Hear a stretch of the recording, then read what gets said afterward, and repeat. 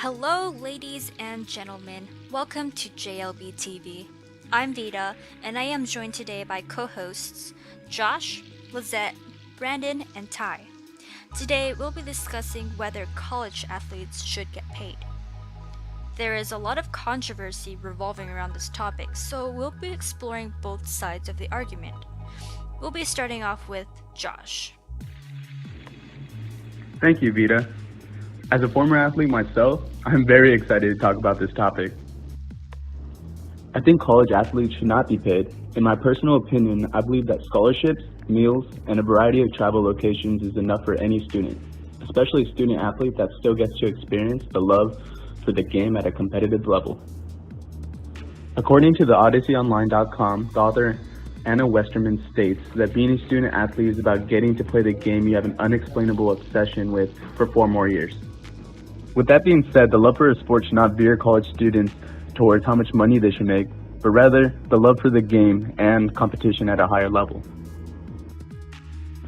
I would like to point out something on the National Collegiate Athletic Association website. It states that scholarships granted to student athletes cover tuition, fees, room and board, and textbooks. What if the scholarship can be taken away at any time? Some athletes lose their scholarships after facing serious injuries playing the sport. Once the NCAA decides they don't need you anymore, any opportunity can be taken away. An interview article on the PBS NewsHour website mentions that there is no rule that requires the NCAA or colleges to pay for the athletes' medical expenses. Athletes can be stuck paying out of pocket for their own sports-related injuries, even if the scholarship isn't taken away from them. Is it enough? Can the scholarship alone support these athletes? Adding on to your comment, I found in the NCAA manual that the NCAA prohibits athletes from getting jobs while their sports are in season, so they can't make their own income, which in my opinion makes their living situation even more difficult. Even if we did pay our college athletes, schools just don't have the money. Megan Lopez from Channel 7 says, there is about 25 schools that can. This would then bring the conversation of not only paying football and basketball players, but paying the volleyball players, water polo, badminton, the list goes on and on.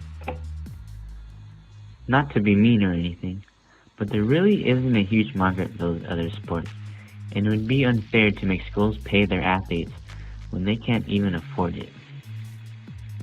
Going off of what you said, I actually do believe that there is enough profit to possibly distribute to certain athletes. According to ESPN, the NCAA is bringing more than $1 billion in revenue yearly. Mark Edelman's article on the Forbes website lists 21 reasons why student athletes should get paid like employees, and he writes that most of the profits are going to athletic directors, administrators, and coaches. One example would be the University of Alabama's football coach, Nick Saban, who is making more than $7 million per year. I personally find this unfair because without the actual players, the team would not be successful. The student athletes are also in a way employees of the university. How is it any fair for them if they're not being compensated? Right, the money is not being distributed fairly. In that same article, Edelman stated that D1 players typically dedicate 43.3 hours of their time per week to the sport, which is 3.3 hours more than the standard American work week. If they spend so much time bringing in revenue for the NCAA and their colleges, shouldn't they be compensated for it? Edelman brings up another point about why college athletes should get paid.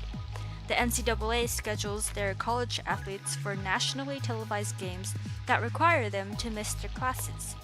If college athletes are just students, like the NCAA claims, then they should not be required to miss their classes for games that bring in revenue, the same revenue that doesn't even go to the athletes themselves. The annual NCAA men's basketball tournament, for example, affects more than a week of classes, which can affect the players academically. I agree with your statement, Vita. I think that it is in a way unfair that student athletes have to get behind on their studies to benefit the NCAA and the coaches. In a way, this violates Gnostic's libertarianism ideology of transaction, which states that two consenting parties can exchange goods and services. So in the case of student athletes missing classes to play in games that fit the NCAA schedule, the students are consenting to play in the game, but they do not get a fair amount of compensation. Paying coaches is reasonable because they are employed by the universities and they can decide however much they want to pay them. Paying college athletes seems unreasonable because they get paid in other forms. Cody McDavis, a former D1 athlete who grew up poor but was good at sports. In college, he claimed that he was treated well. Not only was he given a full ride scholarship, his books were paid for, he was also provided with 3 meals a day and a stipend for living expenses. On top of that, he gets help from tutors wherever he went. If he ever needed any help academically, there was always someone there to help him. He also stated in his interview that if he ever were to be paid, he would rather focus and give 100% of his effort into the sport because he was receiving money. This may change how students view college because they are seeing all these student athletes being paid. Thank you everyone for your thoughts on the topic. Both sides of the argument have good points. Now, we'll be listening in on Ty's interview with a student athlete at SJSU. Let's see what this student athlete has to say. Hello, welcome to my podcast. My name is Ty Anantrishai, and this is going to be tackling the issue of should student athletes get paid for coming to college and participating in collegial sports. Who I have here with me is Natasha. She is a student athlete. She plays women's soccer for San Jose State. Hi, I'm Natasha. Okay, Natasha, so I'm going to be going over some questions with you on this issue. And the first question is just going to be the plain, flat, simple question. Should student athletes get paid? I think that if you are a student athlete who is doing phenomenal in academics, but you're also performing really well on the team and bringing in revenue for your team, that there should be more compensation than just one scholarship. Okay.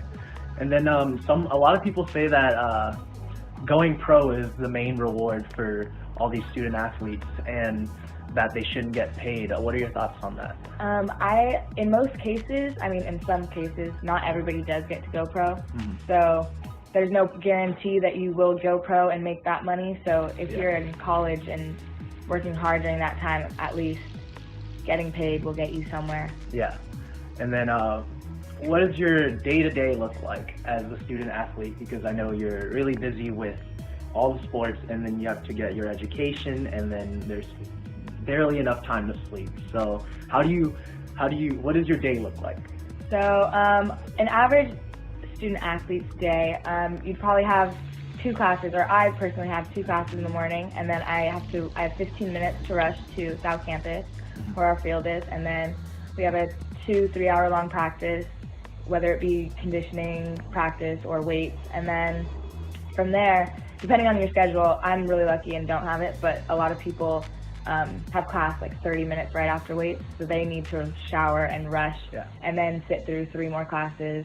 And then we have our homework, and we also support other teams by going to their events. We have other commitments that we have to find to put in between that. Yeah. But yeah. Well, okay. And then okay, and I have one last question for you. How do you manage your time, going throughout the day, just finding ways to make time for yourself? So yeah, with the factors that I have, like treatment, other doctor's appointments, homework, a social life, I try to find times in between my day. Like if I have 15 minutes, I will do assignments that I think can get done, or I'll do a 15-minute nap. And then it's also hard to get food. Having a good eating schedule is really hard. And does your financial aid cover your food? So yeah, that also depends on the athlete. So that's another kind of controversial thing, is if you're on a scholarship and you're getting a stipend, then why do you need to get paid? Yeah.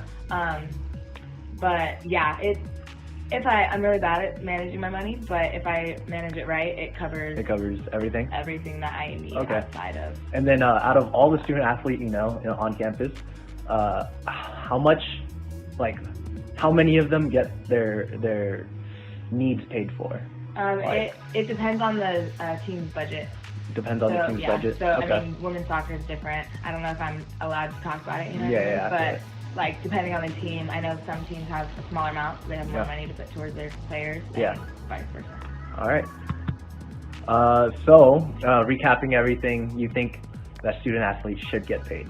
I think if they're yes, I do think.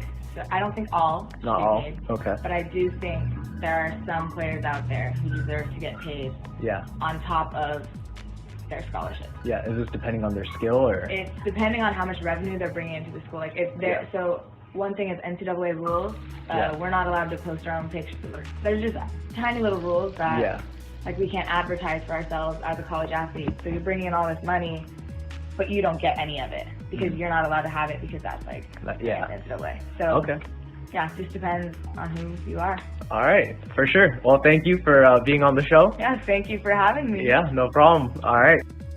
Thank you, Ty, for sharing this interview with us. It was interesting to hear that Natasha clearly thinks that some, not all student athletes should get paid. Those with exceptional talent and skills that bring in revenue for their school definitely deserve better forms of compensation. After this discussion, it seems like the controversy of paying student athletes still remains. There aren't enough pros and cons that can outweigh each other. That's all we have for today. Thank you for listening to JLB TV.